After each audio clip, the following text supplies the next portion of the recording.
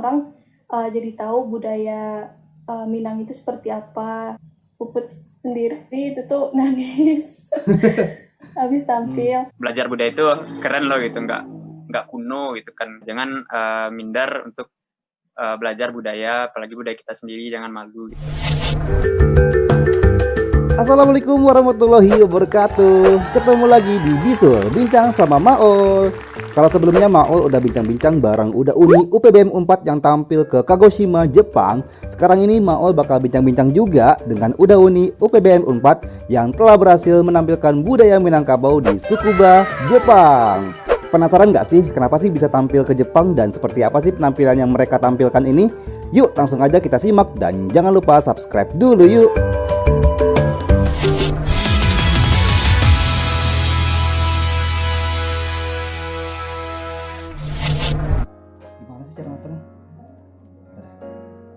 Kita sudah kedatangan, bisa dibilang ini mahasiswa berprestasi ya, karena sudah bisa menampilkan budaya Minangkabau sampai ke luar negeri lagi.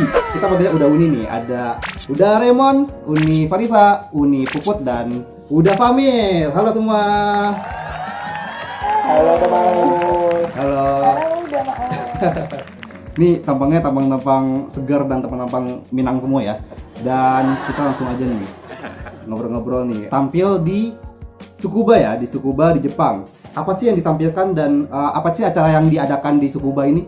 Kita sih diundang oleh pihak PPI Ibaraki gitu. PPI itu kalau teman-teman tahu perhimpunan pelajar Indonesia yang ada di prefektur Ibaraki gitu. Dan lebih tepatnya itu di Tsukuba, nama tempatnya itu, kotanya itu Tsukuba gitu. Dan kita di request atau kita menampilkan randai dan juga tari piring gitu. Ditampilinnya itu pakai live music, langsung main musik. Oh, langsung main musik nggak bisa. pakai rekaman. Berarti itu bawa itu juga dong, bawa apa namanya? Iya, bawa alat musik. Musiknya, oh keren. Buat talempong, gandang, piringnya juga. Iya, piringnya juga pasti dong. Sama ininya juga, sama pupuinya juga. Sama ininya ya, pupu itu alat tiupnya ya. Puput. Iya, alat tiupnya. Puput. Put. Itu emang Putri. Puput nih, pupui. Acara rutin yang diadakan satu kali 2 tahun gitu. Dan kalau nggak salah itu yang kemarin itu merupakan acara Malam Cinta Indonesia yang terakhir kalau nggak salah. Penampilan di Jepang nih pastinya butuh persiapan yang sangat-sangat sangat-sangat getol gitu kan, karena tampil di luar negeri. Yang nonton dari warga Jepang atau warga Indonesia gitu? Itu yang nonton sih lebih ke umum kayak Bang, soalnya ada juga yang warga Jepangnya diundang. Dari warga Indonesia yang menetap di Ibaraki ada juga, yang dari luar Ibaraki juga ada yang datang. Dibuka buat umum gitu ya? Apakah bertiket gitu, kayak ada tarif masuknya? Kalau nggak salah gratis sih, kalau nggak salah. Iya, kalau nggak salah gratis sih Bang. Acaranya tuh bukan Indonesia aja, jadi ada acara yang dari negara Jepangnya juga kayak gitu. Ada Banyak penampilan lain acaranya. juga. Iya, selain kita dari Unpad juga ada tari Sanggar tari dari Banten. dari Sanggar Tari. Iya, dari Banten juga. Jadi perwakilan Indonesia tuh ada 2, dari kita UPBM 4 sama yang dari Sanggar tersebut. Acara ini tuh perpaduan antara PPI Ibaraki dan juga ada juga nama organisasi yang orang Jepang yang cinta budaya Indonesia itu ya, namanya Iya. Oh, iya. Benar-benar iya. Merah Putih Kai. Makanya judulnya Malam Cinta Indonesia. Ya kan? Karena orang Jepangnya cinta budaya Indonesia itu, makanya itu diangkat sebuah acara itu menjadi program tahunan gitu kan, yang berkolaborasi dengan PPI Ibarakinya. Jadi apakah ada juga orang Jepang yang menampilkan budaya Indonesia gitu? Ada, Ada. kalau nggak salah nyanyi Main sama angklung. main angklung. Iya. Yang pasti berarti ini emang festival acaranya itu adalah mengenai budaya Indonesia gitu ya. Latihannya seperti apa sih? Pagi itu ada latihan, kan bahasa Minang maksudnya. Pagi itu ada latihan, ada latihan fisiknya juga, kayak olahraga pagi, jalan pagi. Latihan yang paling produktifnya tuh dari bulan November, Desember sama Januari. Nah, kita tuh latihannya tuh kira-kira dari kita pernah latihan pagi dari jam 8, kita ada joggingnya, kita keliling Unpad jogging gitu. habis itu latihan kan kita perlu latihan fisiknya juga gitu kan. Habis itu kita juga latihan dari sore sampai malam, hampir setiap hari. Apalagi kan waktunya juga udah deket kan gitu. Iya. Dan tadi juga ada latihan fisiknya gitu ya. Penampilannya kan ada kayak tari, randai, terus pasti ada musiknya juga kan. Nah itu gimana tuh latihannya bareng-bareng kah? Terus ada sinkronisasi seperti itu kah? Dia kan ada penampilan itu ada tari piring, randai dan sebagainya. Nah itu tuh latihannya masing-masing dulu, musik dulu, terus kalau misalnya udah gerakan atau musiknya itu udah mulai bersih, nanti di akhir disatuin gitu gerakan tari sama musiknya. Terus kalau untuk dari randai sama tarinya gimana nih? Nah, kalau untuk randai sih Bang, awal-awal tuh kita tuh bikin gerakan dulu, gerakan legarannya, nentuin nyocokin sama tema lagu. Kebetulan tema lagunya sedih waktu itu ya Kak Puput ya. Minangkabau jadi kalau nggak salah. Nah kalau tari piringnya gimana tuh Bang Raymond? Kalau tari piring Bang Raymond? Terkhusus Fahmil udah juga saya sendiri gitu kan. Karena kita basicnya di UPBM itu randai gitu kan. Jadi kita perlu effort yang lebih gitu untuk bisa menyamai level dari uni kita nih yang udah bisa tari piring kayak Uni Ica ini kan. Uni Ica udah lumayan tari gitu karena basicnya tari gitu, kayak kita butuh waktu untuk menyesuaikan gitu, sama gerakan-gerakannya juga kita belajar dari awal gitu kan. Kita diajari dari hal-hal dasar seperti bagaimana megang piring yang benar gitu kan, tari piring yang benar itu gimana gitu kan. Selama 2 bulan bisa terkejar gitu tari piring kita, walaupun sebenarnya masih banyak kurang gitu kan, karena manusia nggak ada sempurna, apalagi kita yang dari basic piring, basic randai gitu kan. Berarti kayak udah Raymond sama udah Fahmil nih yang benar-benar belajar tari gitu dari awal, dan benar-benar ditempa habis-habisan, langsung lagi tampil ke tampil di luar negeri lagi kan. Luar biasa sih. Ya, semuanya ya yang luar biasa gitu kan. Ya buat semuanya sih emang sampai bisa tampil ke negeri Sakura gitu kan, dan di hadapan warga sana lagi kan, memperkenalkan budaya Indonesia gitu. Kita ke hari H-nya nih. Nah, tampilnya tanggal berapa sih? Tanggal berapa tampil di Tsukuba ini? Kita berangkat dari Jakarta tanggal 9, nyampe tanggal 10 langsung JR ya. Besoknya berarti tanggal 11 Januari. Wah, tampilnya berarti pas di hari pernikahannya pernikahannya Arman ya? 11 Januari. Bukan. Bisa aja. Iya Allah. Tampilnya kan itu kan di hadapan umum kan, di hadapan warga-warga Jepang, warga-warga internasional lah. Gimana nih cerita teman-teman, gimana perasaan teman-teman pas saat tampil gitu? Deg-degan pasti sih ya, soalnya biasanya orang-orangnya ya emang rame sih, cuman ya orang Indonesia lah. Itu tuh di sana ada orang-orang dari internasional juga, orang Jepang khususnya kan.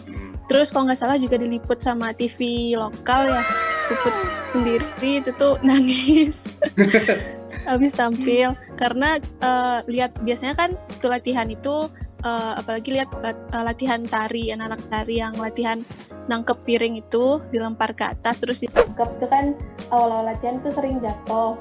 Nah pas tampilnya itu alhamdulillah udah langsung dapet gitu piringnya, jadi seneng banget gitu kan.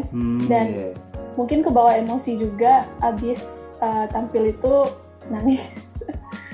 Apalagi kita pada musimnya musim ini kan, musim dingin di sana kan.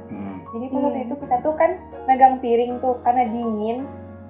Jadi piringnya tuh nggak kepegang kayak biasanya gitu loh, udah maul. Licin Licin ya. Licin banget, licin, walaupun biasanya kan kita sebelum ini kan dicuci dulu, jadi ntar bakalan lengket gitu kan. Cuman pas waktu itu udah nggak mempan sama sekali. Ya udah licin, benar-benar licin banget. Itu berarti kesulitan pas di hari H ya, karena musimnya beda gitu, cuacanya beda. Oh iya. Guys, mohon maaf guys, bentar. Tidak terekam ya tadi, bentar. Mereka syuting dia. Syuting memang kayak gini. Kalau lagi ada masalah Sebelum nampil itu kan pada hari H itu, kalau saya pribadi itu jujur nggak begitu grogi gitu kan. lebih ke enjoy gitu kan, karena udah latihan terus gitu kan setiap hari malah gitu kan dari pagi sampai malam. Jadi ya pas waktu mau tampil itu ya kita all out aja gitu. Jadi setelah lagi nggak bakalan dieval sama orang Jepangnya gitu kan. Nggak apa ya, jadi yang nggak terlalu khawatir tentang detailnya karena mereka tidak akan tahu detailnya, hanya tahu tentang entertainingnya aja kan, hiburannya aja kan. Mendapatkan ini nggak kayak mendapatkan rasa-rasa sangat-sangat wah gitu nggak? Atau kayak mendapatkan apresiasi yang sangat-sangat ini juga nggak tinggi dari penonton-penonton Jepang ini? Merasakan apa? Lebih ke lega aja sih, lega gitu kan. Semua kerja keras sebelumnya 2 bulan 3 bulan terakhir itu terbayarkan pas penampilan itu gitu, dan kita lebih leganya lagi dapat applause yang lumayan sih dari penonton gitu kan. Lempar piring itu semuanya sangat ini gitu sangat interest lah gitu. Jadi kalau yang lain mungkin yang cewek-cewek mungkin ya melakukannya dengan emosional gitu kan seperti Puput mungkin sama Ica gitu sempat nangis, mungkin ya nangis bahagia gitu kan. Kalau cowok kan enggak, cowok dengan hal lain ya bahagia, senang, lega gitu kan. Ya kalau Famil beda dari awalnya grogi gitu kan. Jadi Famil lampiasinnya tuh gerak kemana-mana gitu. Jadi nggak bisa diam di ruang tunggu, ngintip nonton penampil sebelumnya lah. Bukannya kita cabut ya keluar Famil keluar sama Remon. Jadi Famil cuma pakai baju kaos sama galembong di cuaca 5 derajat apa 2 derajat 9 derajat 2 derajat. Cepat keluar Ya kita keluar ya, izin ke toilet sama Uni Ular di depan, tapi kita keluar gitu. Oh gitu. Iya, buat ngilangin grogi gitu. Kalau di ruang tunggu tuh rasanya grogi gitu. Iya. Kan, jadi makanya keluar nyari udara dingin di luar gitu kan. Foto-foto itu ya, Fami. Iya, udah remote foto-foto gitu kan kita berdua. Foto-foto pakai galembong lagi. Ngilangin groginya. Pakai galembong, pakai baju kaos. Ya orang Jepang nggak sama kayak orang Indonesia ini ya, mereka mah bodo amat gitu kan, nggak bakal perhatiin juga gitu. Ya santai aja. Teman-teman semua ada yang udah pernah ke Jepang atau ini pertama kali ke Jepang atau sebelumnya udah pernah? Dan kalau misalnya pertama kali ke Jepang gimana nih rasanya akhirnya bisa ke negeri Sakura? Ada cerita unik nih sama Ul nih. Jadi Famil nih sempet kayaknya diazab sama Tuhan kayaknya. Kenapa emangnya? Karena waktu itu kita ada sempat jalan-jalan ke kuil Shinsoji, yang di backgroundnya Kak Farisa itu. Iya. Nah, orang lempar koin buat doa. Nah, waktu itu tuh Famil nyoba doa-doa, harapannya biar bisa ke Jepang lagi. Gitu, ngelempar lah Famil duit. Kayak make a wish gitu, semoga bisa ke Jepang lagi, entah setahun lagi, entah 2 tahun lagi atau kapan gitu. Persis keluar dari itu kuil, duit Famil hilang 1.000 yen dari kantong. 1.000 yen lumayan loh. Iya. 1.000 yen. Berapa juta tuh ya? Padahal duit itu udah lumayan 230.000 loh. Oh, iya. Duitnya itu udah Feli siapin buat beli oleh-oleh buat Ade, buat beli Tokyo banana gitu. Hilang. Malamnya lagi kan mungkin karena capek, terus Famil kayak berendam gitu kan sambil main HP, HP-nya nyebur juga ke bathtub. Astaga. Double lah tuh diazabnya hari itu. Lempar koinnya pakai uang rupiah kali ya? Enggak dong, pakai uang Jepang. Pakai uang Jepang. Tapi paling kecil sih berapa ya? 25 sen apa 50 sen? Mungkin itu. Iya, pelit kali ya. Coba lemparan 500 sen. Puput juga pertama kali ke Jepang Januari lalu itu. Nah, jadi kan kita tuh bawa alat musik, gendang, talempong, itu kan gede. Terus bawa koper masing-masing juga. Dari Tsukuba ke Tokyo tuh naik kereta. Jadi satu gerbong itu kayak kepenuhan sama barang-barang kita, sama talempong, sama gendang. Terus pas turunnya juga gantian bawa talempong, bawa alat musiknya. Terus belum lagi mikirin bawa koper. Itu sih agak kesulitan di sana. Walah. Terus harus sering berhenti juga buat istirahat, soalnya keberatan. Agak repot juga ya bawa barangnya. Itu benar-benar Iya. bawa sampai naik kereta loh. Tapi boleh gitu, nggak ada masalah gitu kan bawa barang besar gitu? Boleh sih. Boleh. Karena kita kompak juga ada mau, jadi kayak nggak berat banget lah. Jadi ganti-gantian. Iya, ganti-gantian. Saling backup ya, saling bantu lah. Saling bantu. Tapi kepikiran aja sih kayak maksudnya bawa barang-barang gede itu amankah kalau misalnya di bawa ke KRL kan, naik KRL kan. Ya Jepang itu aneh gitu kan, ya dia walaupun dingin tapi kita nggak demam gitu ya, segar aja gitu. Enggak, itu karena saking sakit juga Kalau tuh di nyampe musim Jepang gitu pasti bakalan demam bersin-bersin gitu. Kalau Jepang enggak. Beda ya, beda negara maju. Mungkin Beda, karena beda. udah di sana tuh bersih bersih. ya. Iya. Sekarang kayak aneh aja sih kita jalan-jalan bawa talempong gitu kan, kayak gimana gitu. Tapi ya gimana lagi kan. Ya nggak apa-apa, nggak jadi ini kan, nggak jadi perhatian orang kan pas lagi di jalan. Wah, orang-orang Juga sih. ada orang-orang bawa apaan nih, banyak banget, mau parade gitu kan. Jadi pas kan kita dari Bandara Narita Suku Batu naik bus. Di tiket busnya tuh kalau nggak salah jam 8, terus kita lihat nih benar-benar jam 8 nggak sih, ini emang benar nggak sih yang dikata-katain orang kalau Jepang ini bakalan on time banget gitu. Ternyata emang bener, busnya nyampe jam 8 terus udah nyampe dia gitu. Keren gitu emang. Ya ampun. Ya ampun. Ya ampun. Jadi di sebelum airport Narita itu ada stasiun terakhir. Di situ tuh lumayan lah tempat tempat wisatanya. Apa sih itu Kak namanya Kak? Kuil apa sih kemarin kita itu? Iya. Jadi ada salah satu kuil.